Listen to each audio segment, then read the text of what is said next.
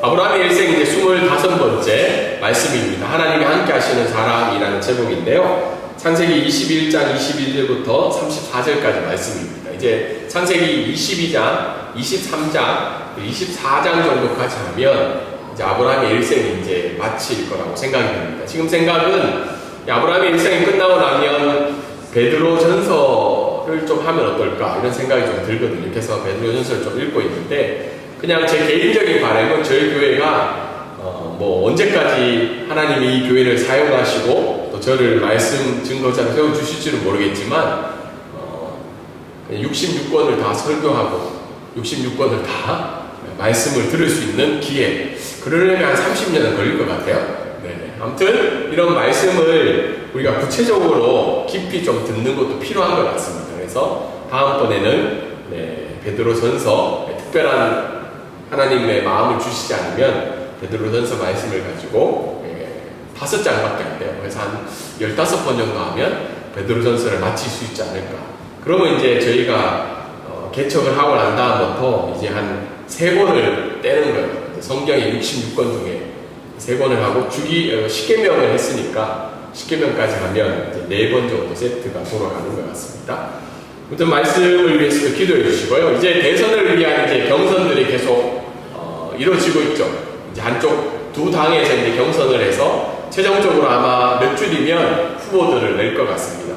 경선들을 보면서 그냥 여러 가지 생각들이 많이 들어요. 이제 근데 그 중에 하나가 정말 하나님이 어지럽고 힘든 이 대한민국을 위해서 누구를 사용하실까라는 기대감도 있고 또 한편 마음에 또 걱정과 염려가 되는 마음이 있습니다. 6월 3일 날 한국에서는 이제 투표를 하게 되고 우리 해외에 있는 해외 부재자들을 위해서는 어떻죠? 5월 20일, 태국은 20일부터 25일까지 국외 부재자 투표를 합니다. 물론 이제 뭐 여기 신고가 안 되신 분들은 한국 가서 투표를 해야 되는 상황인데 아무튼 이 투표 일정과 또 나라의 대선을 위해서 우리가 기도해야 될 때라고 생각을 하게 됩니다. 근데 우리가 이런 대선을 할 때 물론 정당의 정책도 중요하고 또 여러 가지 사항들에 대한 우리가 이해가 필요하지만 특별히 우리가 기독교인으로서 하나님을 믿는 백성으로서 하나님이 함께 하시는 사람이 과연 누구인가, 또 하나님이 사용하시는 사람이 누구인가에 대한 기독교적인 믿음의 관점으로 이런 사항들을 우리가 지켜봐야 되는 거예요. 그냥 어떤 우리가 좋아하는 어떤 정당의 성향과 이념과 방향뿐만 아니라 그거를 뛰어넘으시는 정말 이 사람은 하나님의 마음을 알고 또 하나님이 기뻐하시는 일들을 할 수 있을 거라는 그런 믿음의 눈으로 우리가 면밀히 이 후보자들을 살펴봐야 되는 것이 우리 기독교인들의 또한 의무가 아닐까 그런 생각을 하게 됩니다.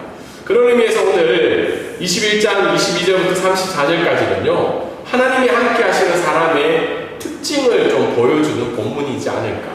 그래서 오늘 본문을 말씀을 통해서 또한 우리 대한민국의 이 대선을 준비하면서 또 하나님 기뻐하시는 대통령에 뽑는 일들을 우리 감당했으면 좋겠다라는 생각을 하게 됩니다. 오늘 첫 번째 말씀은 기독교인들이 해야 될 일들 중에 하나가 뭐냐면 우리 첫 번째 말씀 한번 읽어볼까요? 자, 시작. 우리는 하나님이 함께 하시는 삶을 보아야 합니다. 보여주어야 되고 보아야 하는 삶이 우리 기독교인의 특징이라는 거죠. 22절부터 24절의 말씀 우리가 보면 그때라는 말이 나와요. 그때. 사실은 21절까지의 말씀은 어떤 내용들이었죠? 지난주에 이삭이 태어나고 그리고는 이스마엘과 하갈이 이스마엘을 이삭을 어떻게 해요? 희롱하는 일들이 나오죠. 어쨌든 성적인 희롱도 포함해서 하나님의 언약의 장애물로서 하갈과 이스마엘이 나온 장면이 나옵니다. 그래서 아브라함이 결국은 어떻게 해요? 내어보내게 되는 장면이 나오고 있죠. 그리고는 하갈과 이스마엘이 어떻게 해요? 광야에서 어려움을 겪고 있었지만 하나님은 하나님의 언약된 백성뿐만 아니라 이 열방을 다스리는 하나님으로서 그들을 돌보고 있는 장면이 지난주까지 내용이었습니다. 근데 이 그때가 그러면 언제냐? 그때는 20장 1절부터 18절입니다. 제가 기록을 잘못했는데 20장 1절부터 18절, 그러니까 아비멜렉과 있었던 일들이 있었죠. 어때요? 아비멜렉이 사라를 보고 난 다음에 그 아름다움에 안에서 어때요? 그 여인을 자기 아내로 취하는 장면이 나오고, 그리고는 어떻게 해야 돼요? 근데 하나님 꿈속에 나타나셔서 어떻게 해요? 너 잘못했다. 남편이 있는 아내를 취했다. 그래서 빨리 내보내라. 그래서 아비멜렉이 놀라서 어떻게 해요? 두려움에 떨며 아브라함을 부르고 난 다음에 아브라함에게 어떻게 해요? 양과 소를 주면서 돌려보내는 장면이 나오죠. 그러니까 그때는 바로 그때라는 20장에 있는 그때랑 이 21장 22절부터 24절이 연결이 되는 본문입니다. 그럼 지난주와 그 지난주의 내용은 뭐냐? 그것은 이 연결되는 본문 가운데 들어가 있는 특별한 또 하나님의 목적이 있는 기록된 말씀이랍니다.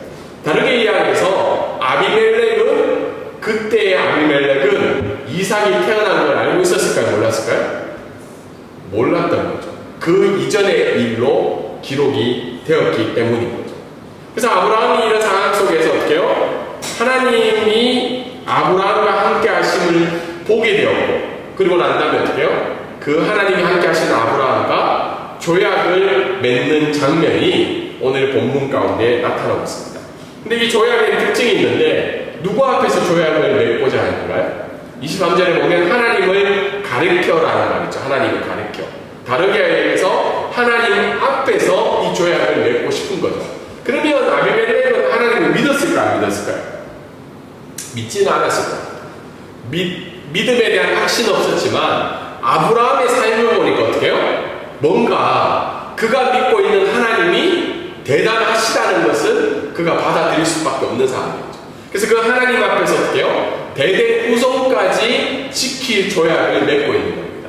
근데 여러분 한번 생각해 보면 그때 당시만 해도 아비멜렉은 어떻게 해요? 한 나라의 왕이었고, 아브라함은 뭐예요? 한 가족의 그냥 우두머리의 역할을 했던 사람이죠. 근데 20장의 본문과 달리 21장에 오면 아브라함의 신분이 바뀌어져 있는 거예요. 바뀌어져 있다는 건 뭐예요? 동등한 위치가 되었다. 조약을 맺을 만큼 아비멜렉이 어떻게 아브라함을 높이 보고 있었던 거죠. 그 높이 보게 된 이유가 뭔가요? 바로 하나님이 아브라함과 함께 하심을 보게 되었기 때문입니다. 그래서 아브라함은 어떻게 해요? 동일하게 되는 장면이 오늘 첫 번째 말씀 가운데 나타나고 있습니다. 오늘 말씀을 통해서 우리가 알 수 있는 것은 우리 인간의 삶을 한번 살펴보면 사실 여러분 아브라함의 25년간에 지금 아비멜렉으로부터 제한을 받는 위치에 올라가 있지만 그 이전의 그의 삶을 살펴보면 끝없는 방황과 긴장이 연속되는 삶이라는 것을 우리가 알 수 있습니다. 여러분 우리 삶을 뒤돌아보면 여러분 지금 좀 안정적이세요?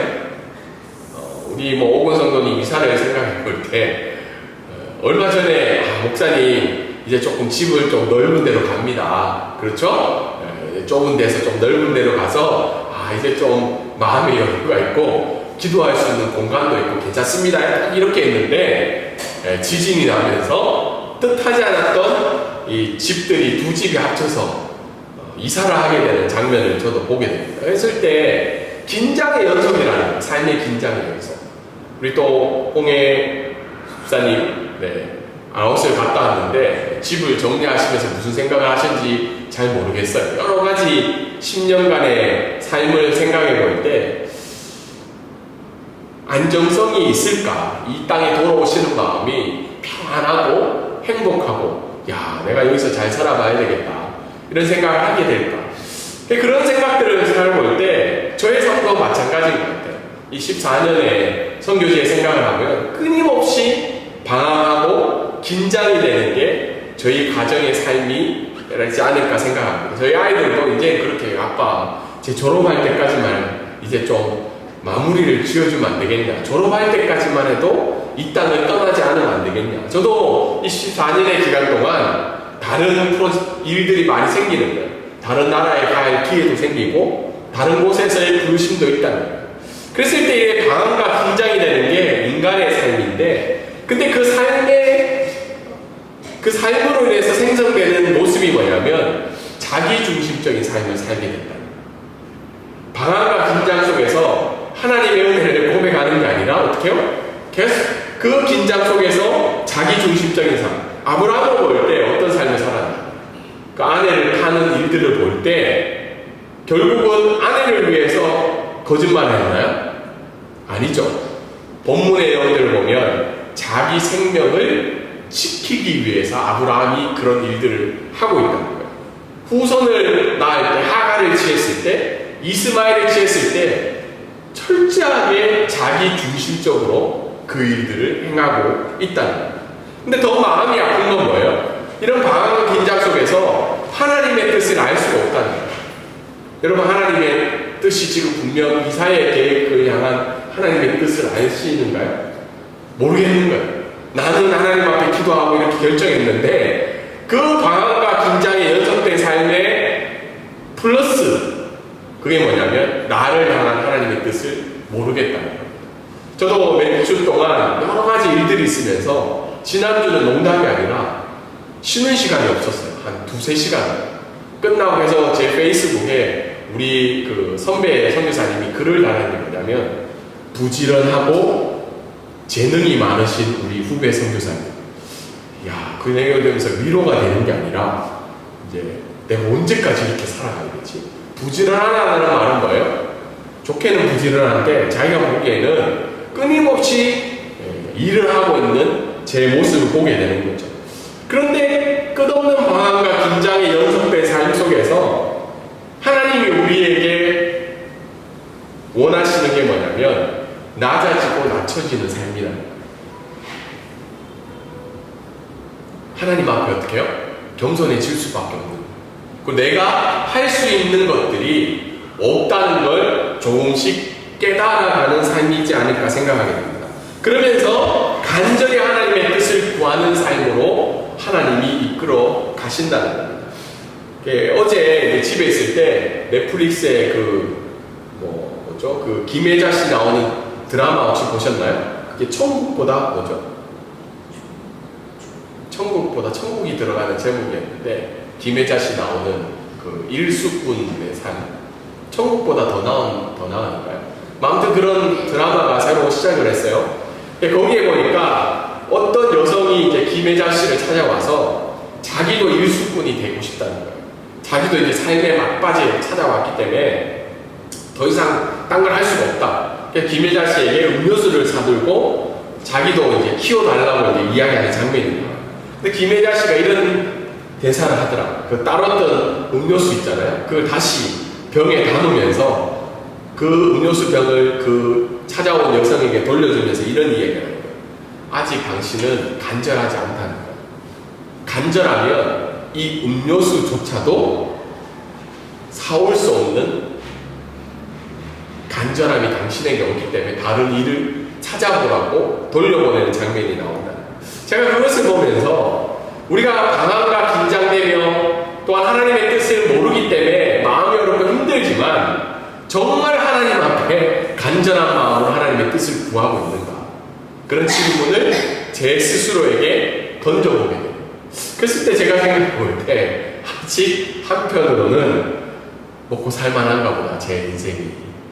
왜냐하면 그렇게까지 간절하게 삶을 살고 있지 않기 때문입니다. 그래서 이 간절함이 있는 삶이 우리 가운데 있어야 된다는 겁니다.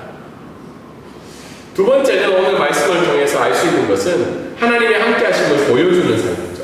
오늘 보면 아비멜렉이 놀라운 고백을 하고 있잖아요. 너와 함께 하심을 내가 보았다는 거예요. 다르게 이야기해서 하나님의 신실하심과 선하심을 아브라함이 고백한 게 아니라 누가 본 거예요? 주변에 옆에 있었던 어쩌면 한 나라의 왕이 아브라함을 통해서 고백하고 있다는 거예요. 그래서 인생에 있어서 그리스도인에게서 가장 복된 삶은 뭐냐면 다른 사람이 나의 삶을 통해서 뭘 고백하는 거예요? 야, 나 너 보니까 도저히 이해가 안 된다. 네가 보니까 내가 보기엔 별로 가진 것도 많지 않아 보이고 나보다 행복할 수 없는 조건을 가지고 있는데 그럼에도 불구하고 네 인생은 네가 믿는 하나님이 함께 하신다는 것을 내가 고백할 수밖에 없다는 그 인생을 보여주고 있다는 거예요. 여러분이 지금 신앙생활 하면서 우리가 목사로서 선교사로서 또 오랫동안 예수님을 믿던 사람으로서 어떻게 해요? 여러 가지 것을 다른 사람에게 전달해 줄 수 있지만 혹시 그런 이야기를 들어본 적이 있으세요? 야, 내가 네 삶을 보니까 하나님이 함께 하시는 것 같다. 우리가 보여줘야 될 것이 우리의 어떤 입술의 고백이나 나의 삶의 여러 가지 결과물들이 아니라 가족과 직장과 주변 사람들에게 어떻게 해요? 뭘 보여줄 수 있어야 되는 거예요? 하나님이 함께 하심을 보여줄 수 있어야 된다. 그래서 제가 대선의 후보들을 보면서 때로는 마음이 아팠던 게 하나님의 함께 하심을 보여주는 대선 후보가 거의 없는 거예요. 다 자기만 보여주려고 하고 자기는 어떻게 해요? 여러 가지 술책과 계략과 지략을 통해서 하나님의 함께 하심이 있는 삶이 아니라 그렇지 못한 삶이 있다는 거예요. 그래서 오늘 말씀을 통해서 첫 번째 우리가 알 수 있는 것은 하나님의 함께 하심을 보여줄 수 있는 공동체가 우리가 되었으면 좋겠다는 거예요. 다르게 이야기해서 각자의 삶들의 이야기를 보면 방황과 긴장의 속의 삶을 우리가 느끼고 있잖아요. 야, 저분이 지금도 이런 부분을 살고 있구나. 여러분들도 저의 삶을 보면서 그런 생각할 때가 있어요. 야, 목사님도 참 힘들겠다. 아직도 저렇게 방황하며 긴장하며 살고 있구나. 그런데 그런 삶 속에서 어떻게 해요? 서로가 서로에게 거울이 되어주면서 야, 저분의 삶 가운데 방황과 긴장이 있지만 하나님이 함께하는 삶을 살고 있다라는 보여줄 수 있는 공동체가 되어야 된다는 거예요. 또 다른 의미는 뭐예요? 그런 방황과 긴장의 개인의 삶 속을 우리가 서로가 보여주면서 또 함께 조금씩 같이 걸어져 가주며 나침반이 되어줄 수 있는 믿음의 공동체가 되기를 주님의 이름으로 소망합니다. 그래서 제가 이 설교를 준비하면서 주중에 잠깐이라도 기도할 수 있는 몸이 좀 필요하다. 이 말만 하고 서로 거울이 될 수 있는 시간이 없는데 어떻게 해야 되냐. 그래서 함께 기도하는 시간이 됐으면 좋겠다는 생각을 하게 됩니다. 두 번째 오늘 말씀을 통해서 한번 우리 말씀 읽어보겠습니다. 자, 시작. 하나님이 함께하는 사람의 특징은 하나님의 평화를 만들어가는 사람이라는 겁니다. 오늘 25절부터 34절까지 보면 아브라함이 책망을 하게 돼요. 왜냐하면 맹세를 하고 조약을 맺었는데 조약을 맺은 아비멜렉의 부하들이 종들이 어떻게 해요? 뭐를 빼앗은 거예요? 아브라함의 이제 우물을 빼앗은 거죠. 여러분, 우물이라는 건 그 당시에 유목민에게 있어서 가장 중요한 게 뭘까요? 우물이죠. 생명과 같은 그 우물을 빼앗아버려요. 그러자 이 아브라함이 어떻게 해요? 아비멜렉에게 찾아가서 어떻게 해요? 책망하고 있는 장면이죠. 야, 여러분, 이게 가능할까요? 한 나라의 왕을 지금 누가 책망하고 있는 거예요? 아브라함이 책망하고 있는 거죠. 그만큼 아비멜렉이 어떻게 해요? 아브라함을 존중하고 받아들이고 있기 때문에 아브라함이 이런 일을 행할 수 있지 않았을까 생각하게 됩니다. 그런데 아비멜렉의 답변은 뭐예요? 나는 모른다는 거예요. 근데 주석들을 찾아보니까 진짜 모를 수도 있고 알지만 어떻게 해요? 모르는 척 할 수 있다는 거죠. 우리도 살다 보면 어떻게 해요? 관계 속에서 약속을 지켜보다 보면 모를 수도 있는데 상대방이 모른다고 얘기했을 때 의심이 들 때가 있잖아요. 저 모르지 않는데 아는데 모른 척 할 수도 있죠. 그래서 아브라함이 이제 다시 어떤 이야기를 하나요? 맹세 말고 조약을 맺자, 언약을 맺자. 그러면서 아브라함이 뭘 이야기하나요? 7 암양 새끼를 주는 장면이 나오고 있죠. 이 장면을 제가 보면서 하나님이 방황과 긴장의 연속 속에 있는 아브라함을 드디어 이제 어떻게 해요? 안정적인 삶으로 하나님이 이끌어가고 있는 장면을 보여주고 있어요. 왜냐하면 아브라함이 어떤 사람이 된 거예요? 주는 자로 바뀐 거예요. 주는 자로 바뀌고 언약을 요청하는 자로 바뀌어 있는 아브라함의 삶을 보게 됩니다. 그동안에 아브라함의 삶을 보면 뭐예요? 누군가가 옆에 오면 피하고 어떻게 해요? 기근을 들면 또 내려가고 여러 가지 방황과 어려움 속에서 드디어 하나님이 주시는 안정의 삶으로 아브라함이 이 장면에서는 보여주고 있습니다. 그러면서 아비멜렉 아브라함이 어떻게 해요? 브엘셀바의 언약을 맺고 있는 거죠. 이 셈의 언약을 맺고 있는데 이 우물의 이름은 뭐죠? 맹세의 우물, 그리고 7개의 우물이라는 뜻을 가지고 있습니다. 우물이 많아서이기도 하고 하나님 앞에서 이 아브라함이 언약을 맺고 있죠. 그러면서 아브라함이 마지막으로 한 일이 뭔가요? 아브라함이 하나님 앞에 예배를 드리고 있죠. 하나님의 영원하신 하나님의 이름을 부르고, 그리고 어떤 나무를 심고 있나요? 에셀 나무를 심고 있죠. 에셀 나무. 그 부분은 뒤에 가서 설명을 드리겠습니다. 오늘 이 말씀을 통해서 우리가 알 수 있는 것은, 우리가 평화를 이야기할 때 인간의 맹세는 영원하지 않다는 거예요. 그리고 참된 평화는 이 세상에는 없다는 거죠. 25절과 26절에 우리가 알 수 있는데, 이 말씀을 우리가 한번 생각해 볼 때, 우리가 비록 하나님 앞에 평화를 가지고 하나님과 맺은 언약을 가지고 살아가려고 해도 삶의 가장 중요한 것들을 빼앗으려고 하는 이 위협하는 세상이 우리 가운데는 늘 있다는 거예요. 여러분, 우리가 세계 정세를 살펴볼 때 어떻게 해요? 이스라엘과 팔레스타인이 휴전 조약을 몇 번이나 맺나요? 여러 번 맺었죠. 근데 아직도 지금 가자 지구에서는 전쟁이 일어나고 있다는 거예요. 그리고 FTA 관세 조약을 맺었는데, 과거에 그때 기억나시나요? 그 조약 맺을 때 막 시민들 들고 올라서 안 된다 해서 막 하다가 어떻게 해요? 조약을 맺고 난 다음에 지켜지고 있다가 지금 트럼프 정부로 오면서 이거는 하나의 그냥 휴지 조각으로 바뀌어버리게 된 거죠. 그리고는 어떻게 해요? 지금 이 트럼프의 손에서 모든 세계가 지금 놀아나고 있는 이런 안타까운 상황들이 생긴 거죠. 그리고 러시아와 우크라이나 그렇게 평화 조약을 맺으려고 해도 맺어지지 않는 게 이 세상의 모습이라는 거예요. 심지어는 어떻게 해요? 하나님의 이름으로 한 맹세 조약조차도 지켜지고 있지 않다는 거예요. 그래서 우리는 이런 상황들을 볼 때 인간의 맹세는 영원하지 않다는 걸 우리가 받아들이며 살아가야 되는 현실이라는 거예요. 그런데 오늘 말씀을 통해서 알 수 있는 것은, 이 평화를 누군가를 만들어내야 되는데, 그 하나님의 평화를 만들 수 있는 것은 바로 영원하신 하나님을 믿는 자밖에 없다는 것을 오늘 하나님의 말씀은 알려주고 있습니다. 지난주에 이제 프란시스 교황이 이제 서거를 하게 됐죠. 저는 가톨릭의 교리나 방향을 100% 동의하는 사람은 아니에요. 근데 이분의 개인적인 삶을 바라봤을 때 어때요?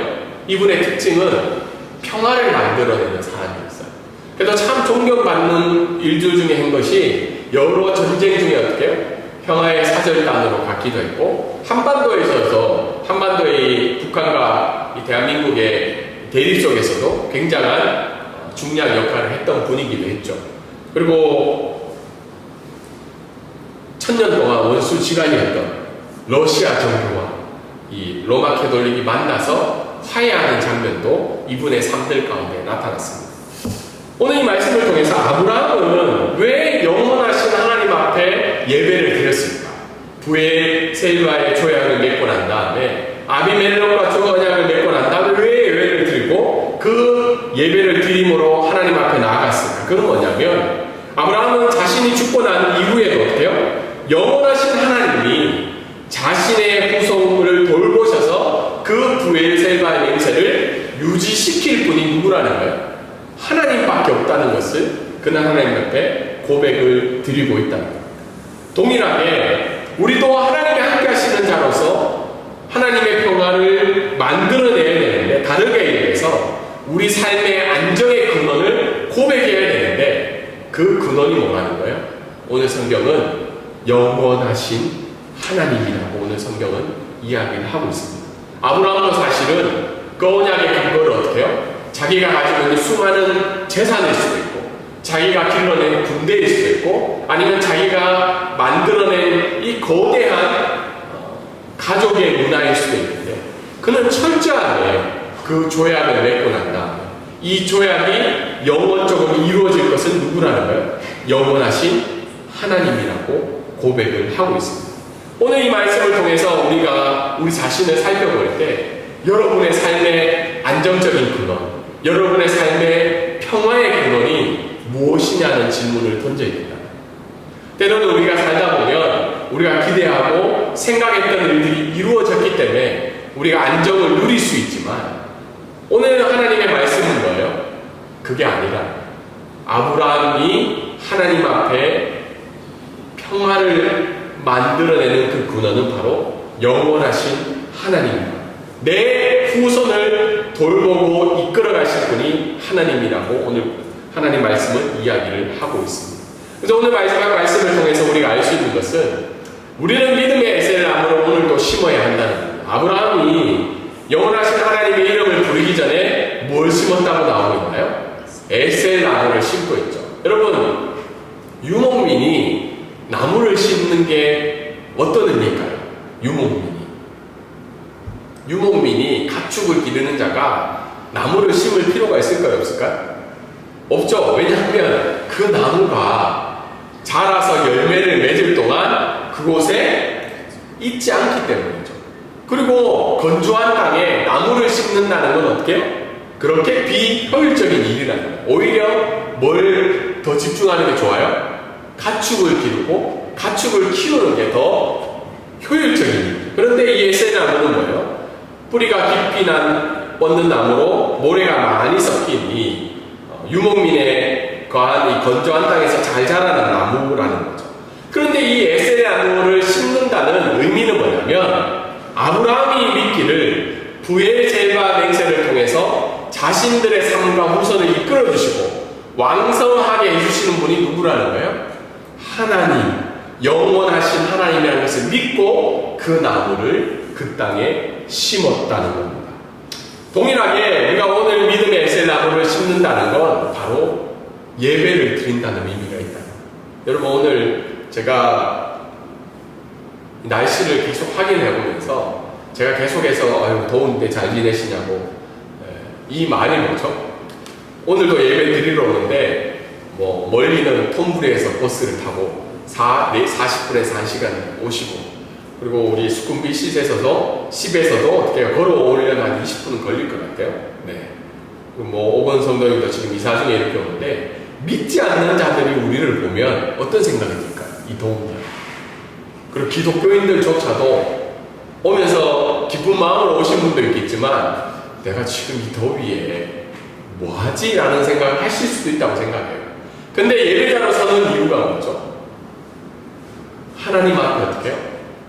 예배를 드리는 이유는 내 인생의 주관자와 내 인생의 삶의 최고의 안정은 하나님께로 온다는 사실을 믿기 때문에 우리가 오늘도 예배 드리러 이 자리에 올 수 있다는 겁니다. 물론 습관적으로 올 수도 있어요. 때로는 갈 데 별로 없는데 라고 올 수도 있어요. 그런데 이 더운 날씨에 이 주일 앞에 나와 예배를 드린다는 건 믿음의 에셀 나무를 심는다는 거예요. 예배를 드리시는, 예배를 받으시는 그 하나님이 나의 영원하신 하나님이시고 내 인생을 이끌어가신 최고의 인도자라는 사실을 믿기 때문에 우리가 오늘도 예배자로 믿음의 에셀 나무를 심고 있다는 겁니다. 여러분, 기독교인들이 가장 많이 하는 말 중에 뭐예요? 말씀과 기도의 생활을 해야 된다. 여러분, 말씀과 기도로 살아가야 되는 이유가 뭘까요? 그게 뭐냐면 내 삶의 가장 안정적인 우물을 뺏으려는 이 세상 속에서는 어떻게 해요?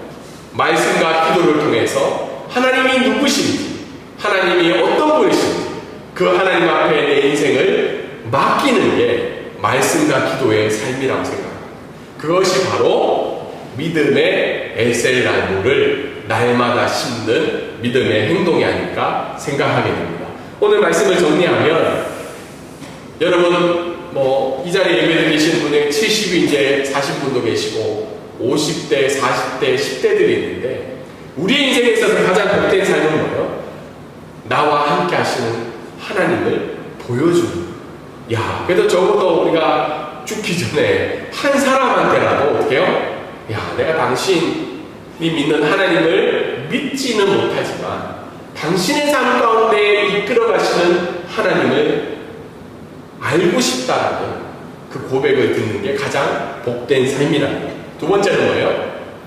여러 가지 방황과 어려움의 환경 속에서도 영원하신 하나님을 믿고 오늘도 믿음의 에셀 나무를 심고 하나님의 참된 평화를 전달하는 복된 삶을 살아가시기를 주님의 이름으로 소망합니다.